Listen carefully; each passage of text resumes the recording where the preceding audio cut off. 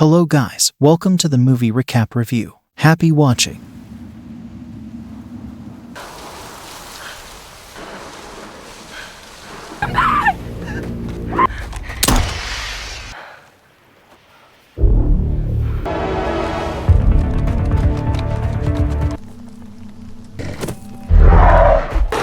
After losing her boat in an accident, Jen washes ashore on an island, unconscious. When she wakes, she spots her friend Brad nearby and rushes to check on him, only to discover a large piece of coral lodged in his stomach. She calls out for help, but there's no response. Taking a flare gun from his vest, she drags him away from the shore, removes the coral, and covers the wound with fabric. Brad's only words are, "Did you see it?" Thinking he needs water, Jen runs into the jungle, finds a coconut, and cracks it open with a rock. But by the time she returns, Brad is dead. Grieving, Jen explores the island. Walking along the beach, she realizes it loops back to her starting point. She ventures into the jungle and discovers abandoned supplies: a bag with medicine, sealed soda bottles in a cooler, matches in a small metal box, sailcloth, and a bag of toys. As she searches, she hears a strange noise from a hollow tree.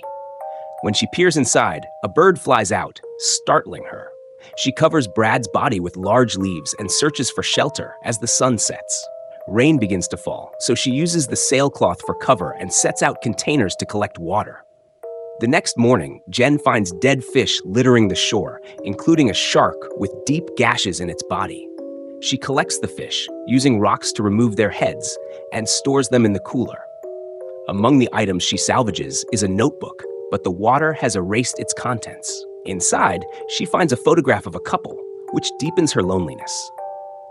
While exploring further, Jen comes across graves marked with piles of rocks and a cross-shaped branch. Inspired, she digs a hole in the sand, buries Brad's decaying body, and marks the grave with a piece of wood etched with his initial. That evening, she hangs the torn sailcloth, its gashes eerily similar to those on the shark, and starts a fire with the matches to cook the fish. In the morning, Jen is horrified to find Brad's body missing and his grave filled with blood.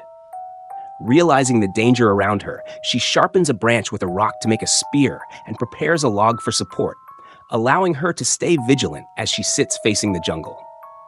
Despite her efforts, she falls asleep and is startled awake in the middle of the night by an eerie sound. Unable to see anything in the trees, she convinces herself it was just the fire and drifts back to sleep. The next day, Jen notices items floating nearby in the water and swims out to retrieve them. Before heading back, she dives deeper and discovers a mysterious hole in the ocean floor.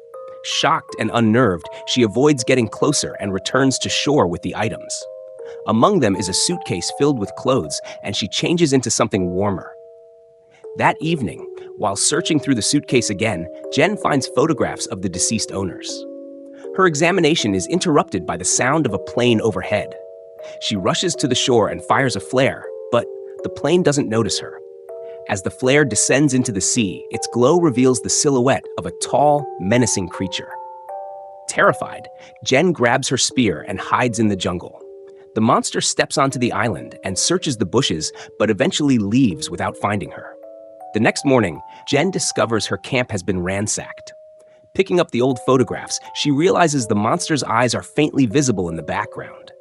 Desperate to escape, she takes Brad's life vest and places it into the suitcase, intending to use it as a makeshift raft.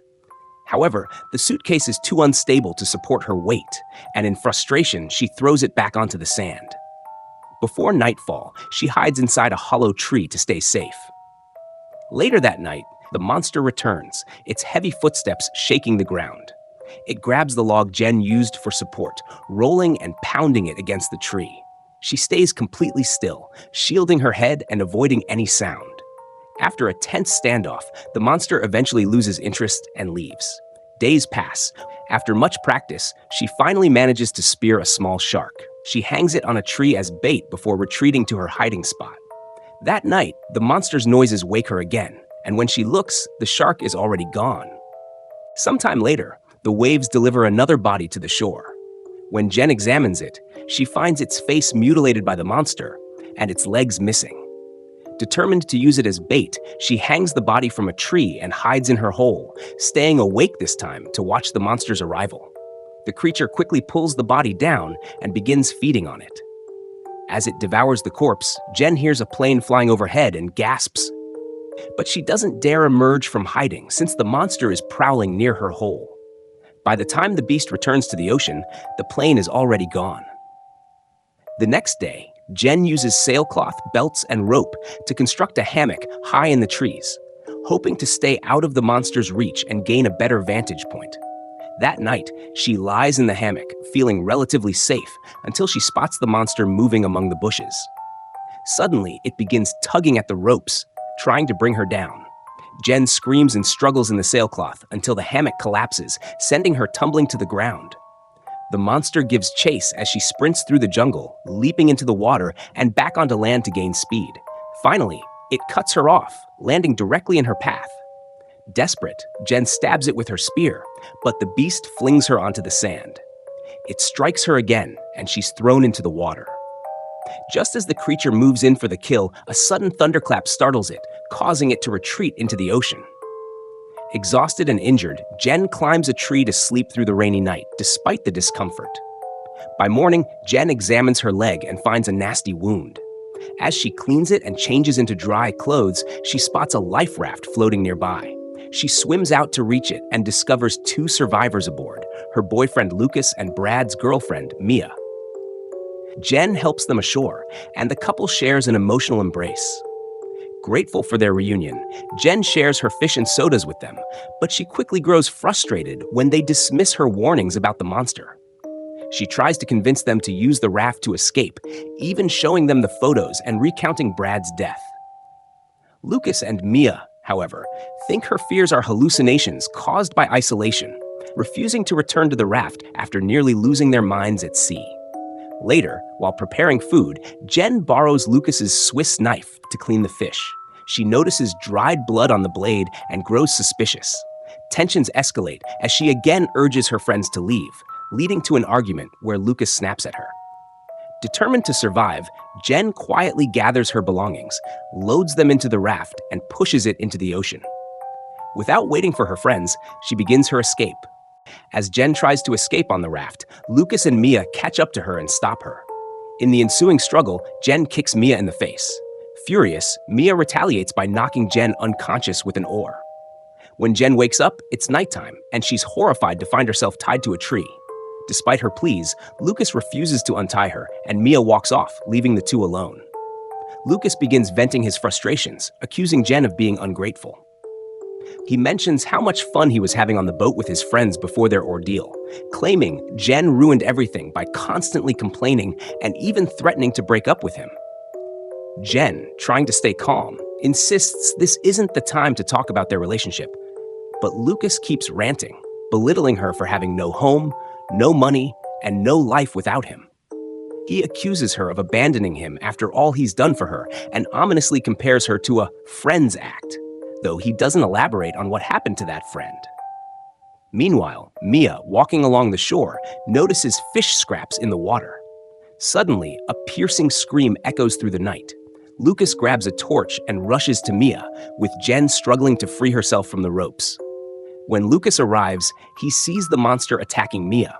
He strikes it with the torch, but the creature easily knocks him aside. It then drags Mia into the ocean, disappearing with her beneath the waves. By the time Jen manages to cut herself free, it's too late. Only blood stains the water. The next morning, Lucas, shaken by the events, finally agrees to leave the island with Jen. They work together to catch and cook a large batch of fish, using their last match to prepare provisions for the journey. Once ready, they load their belongings onto the raft and set off at last.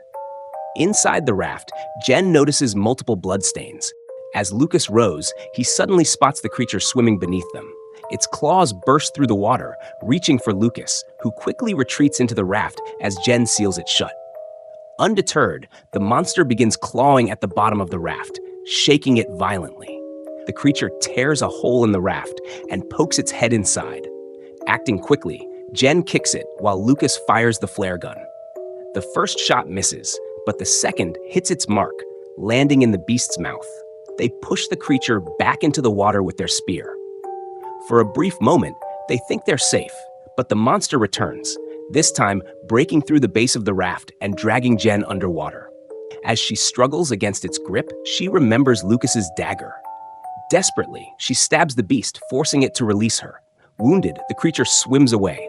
At that moment, the monster sees Lucas diving into the water to rescue Jen and swiftly swims toward him, grabbing him at the last second and dragging him into the depths. Devastated, Jen screams in grief before swimming back to shore. There, she notices a faint spark still glowing in the fire they thought was extinguished.